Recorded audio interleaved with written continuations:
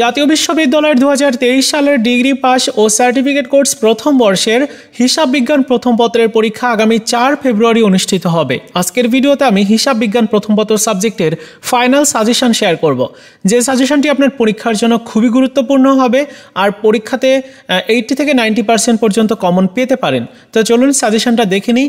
এটাই হচ্ছে সাজেশনটা প্রস্তুত করাটা খুবই চ্যালেঞ্জিং ছিল, কারণ আপনাদের সাবজেক্টটা খুবই বড়, সিলেবাসটাও সাথে বড় রয়েছে, সাথে অঙ্কও রয়েছে।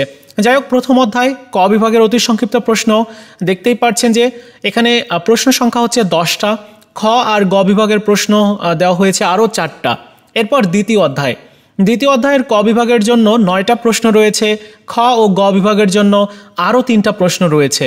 তারপর দেখুন তৃতীয় অধ্যায়, যেখানে ক বিভাগের জন্য প্রশ্ন দেওয়া হয়েছে টোটাল 10টা, আর খ ও গ বিভাগের জন্য প্রশ্ন দেওয়া হয়েছে 3টা। আর প্রশ্নের সাইডে কিন্তু উল্লেখ করা রয়েছে যে কোন প্রশ্নটা কতটা গুরুত্বপূর্ণ। আশা করি আপনাদের পড়তে খুবই সুবিধা হবে। এরপর দেখুন ইজি ম্যাথ যেগুলো রয়েছে, এই প্রত্যেকটা অঙ্ক আপনারা খুব ভালো করে পড়ে যাবেন। হতে পারে হুবহু একই রকম অঙ্ক আসবে না, কিন্তু একই ক্যাটাগরির অঙ্ক দেখা যাবে, কারণ বিভিন্ন সময় আমরা এটাই দেখেছি। সো আপনাদের এই যে প্রবলেমগুলো দেওয়া আছে, এগুলো প্রত্যেকটাই সলভ করে যাওয়ার চেষ্টা করবেন। এইভাবে আপনার সিলেবাসের মধ্যে যতগুলো অধ্যায় রয়েছে, প্রত্যেকটা অধ্যায় থেকে কিন্তু প্রশ্ন করা হয়েছে। আগে বলেছি সিলেবাসটা বড়, সো সাজেশনটাও কিন্তু বড়ই হবে।